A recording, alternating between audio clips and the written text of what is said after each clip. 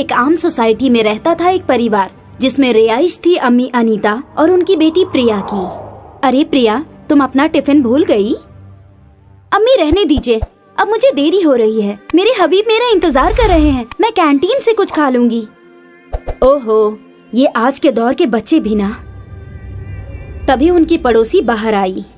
बिल्कुल सही मिसेस व्यास, मेरा बेटा भी बिल्कुल ऐसा ही है। अब देखिए ना, रोज की तरह सुबह से उसका टिफिन बना रही हूँ और वो टिफिन छोड़कर चली गई। मैं समझ सकती हूँ आप क्या महसूस कर रही हैं। क्या करें, आजकल के बच्चे ऐसे ही होते हैं।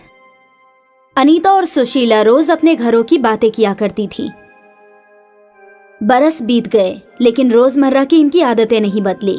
फिलहाल इनके घर इस हद तक करीब थे कि इन्हें बातचीत करने के लिए घर से बाहर निकलने की जरूरत नहीं पड़ती थी। एक रात इस सोसाइटी में एक चोर आया। उसने देखा कि सभी घरों की कोई ना कोई बत्ती जली हुई है। लगता है ये लोग अभी तक जगे हुए हैं। बेहतर है मुझे बाद में आना चाहिए। और फिर तभी उसकी नजर अनीता के घर पर पड़ी।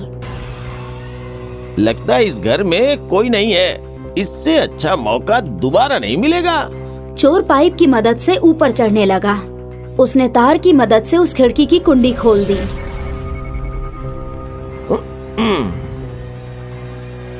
मगर जैसे ही वो अंदर गया तो हैरत ज़दा होकर उसकी आंखें खुली रह गईं। उसके आंखों के सामने सुनीता और प्रिया की लाश पड़ी हुई थी। घबराहट से उसे समझ नहीं आया कि वो क्या करे। चोर वापस पाइप की राह से नीचे उतरा और सरपट भागने लगा। वो भागते हुए पुलिस स्टेशन गया और वहाँ के इंस्पेक्टर को सब कुछ बता दिया। हो सकता है चोरी के दौरान तुमने ही उन दोनों का कत्ल कर दिया हो और अब खुद को महफूज रखने के लिए हमारे पास आ गए। नहीं जनाब, ऐसा कुछ नहीं है। उन लाशों को देखकर मैं खौफजदा हो गया था और सीधे आपके पास आ गया। मैं चोर हूँ जनाब, कातिल नहीं। इसको गिरफ्तार कर लो हवलदार। चोर को कैद खाने में डालकर इंस्पेक्टर और हवलदार अनीता के घर की तरफ निकल पड़े। वहां पहुंचकर इंस्पेक्टर ने पंचनामा शुरू कर दिया। अगले दिन इंस्पेक्टर फॉरेंसिक माहिर से मिलने गए। जनाब, इन दोनों की मौत को 3 माह गुजर चुके हैं। क्या? इनका इंतकाल 3 महीने पहले हो चुका है और इनकी लाशों से बदबू भी नहीं आ रही? यही तो मेरे भी समझ से परे है जनाब। अभी तक तो इन लाशों का गलना शुरू हो जाना चाहिए था। और मरने की वजह? चाकू से। प्रिया को किसी और ने चाकू मारा है और अनीता ने खुद को चाकू मारा। ऐसा भी तो हो सकता है कि अनीता ने प्रिया को चाकू मारने के बाद खुद को मार लिया हो। हाँ, इसकी उम्मीद काफी हद तक सही है। बेहतर है जनाब। यहाँ से निकलकर इंस्पेक्टर सुशीला के घर पहुँचे। जनाब, उन दोनों का कत्ल किसने किया? इसका ही तो पता लगाना है। खैर ये बताइए कि 3 माह से आपके पड़ोस का घर बंद है, तो क्या आप लोगों को शक नहीं हुआ? नहीं जनाब, कल तक तो सब कुछ ठीक था। सब ठीक था? कल ही तो मेरी गुफ्तगू मोहतरमा व्यास से हुई थी। क्या? ये कैसे मुमकिन है? उन दोनों की मौत हुए 3 माह गुजर चुके हैं। क्या? नहीं जनाब, आप चाहें तो किसी से पूछ लीजिए। वो दोनों कल तक तो जिंदा थी और कल मैंने प्रिया को भी देखा था। ये सब सुनने के बाद इंस्पेक्टर के होशो हवास गुम हो गए। उसे समझ नहीं आ रहा था कि ये मुमकिन कैसे हो सकता है। इंस्पेक्टर ने जब और मोहल्ले वालों से पूछताछ की तो सभी का यही कहना था कि वो दोनों कल तक जिंदा थीं। कुछ दिन गुजरने के बाद जब इंस्पेक्टर कोतवाली में थे, तभी सुशीला वहां आई। जनाब, कुछ तो गड़बड़ है। क्यों? क्या हो गया? आज भी उस घर की बत्तियां जल रही थी और अगरबत्ती की खुशबू आ रही थी। ऐसे महसूस हो रहा है जैसे कोई वहां है, पर ना जाने कौन है। लेकिन हमने तो वो घर पर मोहर मारी हुई है। जनाब, आप खुद ही पता लगा लीजिए। ठीक है, आज रात मैं खुद वहां आऊंगा। सुशीला वहां से चली गई और इंस्पेक्टर अजीब सी कश्मकश में फंस गया। उस रात हवलदार और इंस्पेक्टर घर से कुछ दूरी पर अपनी जीप लगाकर बैठे थे। जनाब, अब तक तो सब ठीक ही लग रहा है और वैसे भी हमने घर पे मोहर मारी हुई है। आखिर कोई अंदर कैसे जा सकता है? ये मामला कुछ अजीबोगरीब है। मौत के 3 माह गुजर चुके हैं, पर लोगों का कहना है कि वो लोग जिंदा थे। कुछ तो गड़बड़ है संजय, हमें पता लगाना ही पड़ेगा। ठीक है जनाब, आप मुनासिब समझे तो सो जाइए, मेरी नजर है उस घर के ऊपर। नहीं संजय, इस मामले ने मेरी नींद उड़ा दी है, अब नींद आना मुश्किल है। तो चलिए जनाब, आप और मैं दोनों मोबाइल पर सांप और सीढ़ी का खेल खेलते हैं। ये अच्छा ख्याल है, हमारे जगने के साथ ही तफरीह भी हो जाएगी। इंस्पेक्टर और हवलदार फोन पर सांप सीढ़ी का खेल खेल ही रहे थे, तभी अनीता के घर की बत्तियां जल उठी। वो देखो संजय। बत्तियां कैसे जल उठी? दोनों जीप से बाहर आकर खड़े हो गए और तभी अनीता अपने घर से बाहर आई। ये देखकर दोनों के होश हवास उड़ गए और हवलदार बौखलाकर गिर पड़ा। संजय, संजय, उठो संजय। भूत, भूत, जनाब भूत। इंस्पेक्टर ने हवलदार को जीप में बिठाया और खुद अनीता के घर की ओर चल पड़ा। इंस्पेक्टर ने घर का ताला खोला और अंदर दाखिल हुआ। अंदर दाखिल होते ही उसे जोर जोर से किसी के झगड़ने की आवाज आ रही थी। मैंने बताया ना प्रिया, वो लड़का तुम्हारे लिए बेहतर नहीं है। अम्मी, मैं उससे मोहब्बत करती हूँ और उसी से निकाह करूंगी। क्या इसी वक्त के लिए मैंने तुम्हें बेहतर परवरिश देकर इतना बड़ा किया? वो मैं नहीं जानती। उस बंदे का 3 बार निकाह हो चुका है और 3 तलाक भी हो चुका है। शायद उसे बेहतर तरीके से समझने वाली कोई नहीं मिली। और अम्मी, हम दोनों एक दूसरे के लिए ही बने हैं। वो तुम्हारे साथ भी वैसा ही करेगा जैसा उसने अपनी पिछली 3 बेगमों के साथ किया। अम्मी, आप उसे नहीं जानती और वैसे भी मैं उसके बच्चे की अम्मी बनने वाली हूँ। या अल्लाह, ये तुमने क्या गजब कर दिया। अब मैं मुआशरे को क्या मुंह दिखाऊंगी?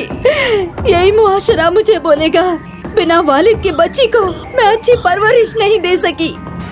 अम्मी, आपको अभी इस मुआशरे की पड़ी है, मेरी नहीं। मुझे तुम्हारी फिक्र है और तुम्हें इस मुआशरे में ही रहना है। इसीलिए कल ही चलकर हम ये हमल गिरवा देंगे। मैं हमल नहीं गिरवाऊंगी, तुम्हें ये करना पड़ेगा। नहीं करवाऊंगी प्रिया, तुम्हें ये करना होगा, वरना क्या आप मुझे मार देंगी? हाँ।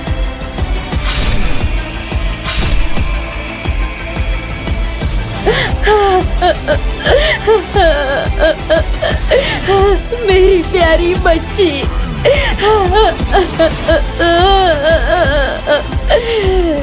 उसके बाद उसने खुद को भी चाकू मार लिया।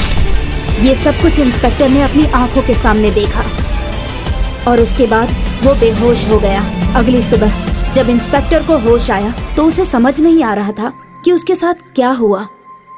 उसे ये तो समझ आ चुका था कि कत्ल कैसे और क्यों हुआ, मगर वो इस कश्मकश में था कि वो फाइल में क्या लिखता, कि उसे ये तफसील भूतों ने दी है। अब भी इस घर में अक्सर उनके झगड़ों की आवाज आती है और इस खौफ की वजह से लोग अपने घरों से बाहर नहीं निकलते और अब ये घर दिल्ली शहर के खौफनाक शहर में शुमार होता है।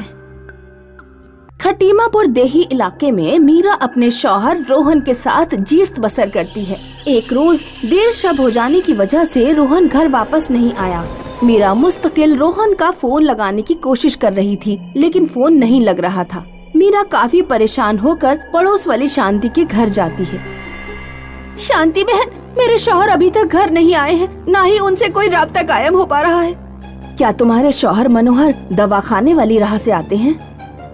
हाँ, क्या हुआ? जल्दी चलो, मैं अभी गाड़ी निकालती हूँ। लेकिन हुआ क्या? दवा खाने वाली उस राह पर एक रूह भटकती रहती है। ऐसा सुना है कि वो बशर का दिल निकाल लेती है। शांति और मीरा अपनी कार से दवा खाने की राह पर निकलते हैं।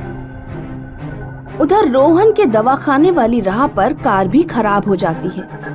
ये रोड कितनी सुनसान है, किससे मदद मांगूं? फोन में बैटरी भी खत्म हो चुकी है। तभी एक रूह रोहन के सामने आती है। तेरी गाड़ी मैंने खराब की है, अब मैं तेरा दिल निकाल लूंगी। रोहन खौफजदा होकर बेहोश हो जाता है। रूह अपने हाथ से रोहन के सीने का दिल निकालने वाली होती है कि तभी मीरा और शांति कार से पहुंच जाते हैं। शांति चुड़ैल पर आबे जमजम का पानी छिड़कती है। आज जा रही हूँ, लेकिन जैसे ही मौका मिलेगा वापस आऊंगी। ऐसा कहकर रूह वहाँ से गायब हो जाती है। मीरा रोहन के मुंह पर पानी छिड़कती है। रोहन को होश आ जाता है। तीनों लोग घर पहुँचते हैं। बहन, वो रूह लोगों का दिल क्यों निकालती है? 8 साल गुज़िश्ता लम्हों की बात है। मनोहर के दवाखाने वाली राह पर एक शादीशुदा जोड़े का एक्सीडेंट हो गया था। लड़की पूरी शिद्दत से लड़के को अस्पताल लेकर पहुंची। लड़का जिंदा था, लेकिन डॉक्टर ने चालाकी से लड़के को मुर्दा साबित कर दिया और लड़के का दिल निकालकर अंग तस्करों को बेच दिया। लड़की ने दवाखाने वालों पर केस किया, लेकिन केस हार गई। अपने शौहर को खो देने और इंसाफ न मिलने के कारण उसने फांसी लगा ली। तभी से उसकी रूह दवाखाने की राह पर भटकती रहती है। वो दवाखाने के 2 लोगों को मार चुकी है, 3 अभी बाकी हैं। उन तीनों ने अपने घरों पर मौलवियों की घेराबंदी करवा रखी है। अब जो भी दवाखाने की राह पर फंस जाता है, रूह उसका दिल निकाल लेती है। चलो, बहुत शब हो चुकी है, अब मैं सोने जा रही हूँ। शांति अपने घर सोने चली जाती है। मीरा और रोहन अपने घर आकर सो जाते हैं। कुछ लम्हों बाद मीरा अचानक से उठ जाती है और अजीब अजीब हरकतें करने लगती है।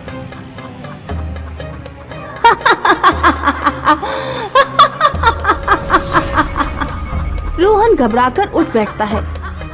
मीरा ये क्या कर रही हो? क्या हो गया है तुम्हें? मीरा टेबल पर पड़ा हुआ चाकू उठाती है और रोहन पर हमला करने के लिए जाती है। तू उस लम्हे तो मुझसे बच गया था, लेकिन अब नहीं बचेगा। रोहन दौड़कर कमरे के बाहर जाता है और मीरा को कमरे में बंद कर देता है। मीरा कमरे के अंदर दहशताना तरीके से चीखती चिल्लाती है। रोहन शांति का दरवाजा खटखटाता है। शांति दरवाजा खोलती है।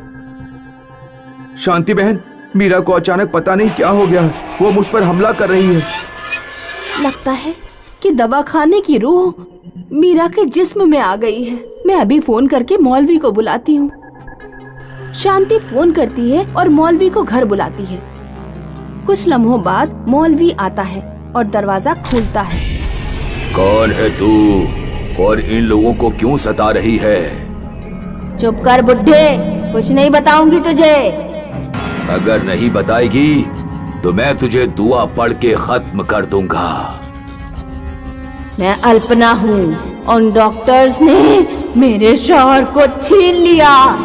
हम दोनों एक दूसरे से बेइंतहा मोहब्बत करते थे।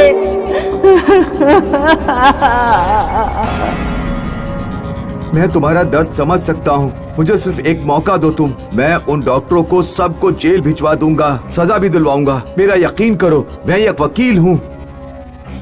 जब आज तक मुझे इंसाफ नहीं मिला तो अब क्या मिलेगा? लिल्ला, मुझे एक मौका दो उन्हें खतावार साबित करने का। तुम मेरी शरीके हयात को छोड़ दो। ठीक है, मैं तुम्हें एक मौका देती हूँ। अगर तुम उन डॉक्टर्स को सजा नहीं दिला पाए तो मैं वापस आऊंगी। इतना कहकर रूह मीरा के जिस्म को छोड़ देती है। रोहन दवाखाने के डॉक्टर्स के खिलाफ केस लड़ता है और तीनों डॉक्टर्स को फांसी की सजा दिलवाता है। तब रूह हमेशा हमेशा के लिए परवाज हो जाती है।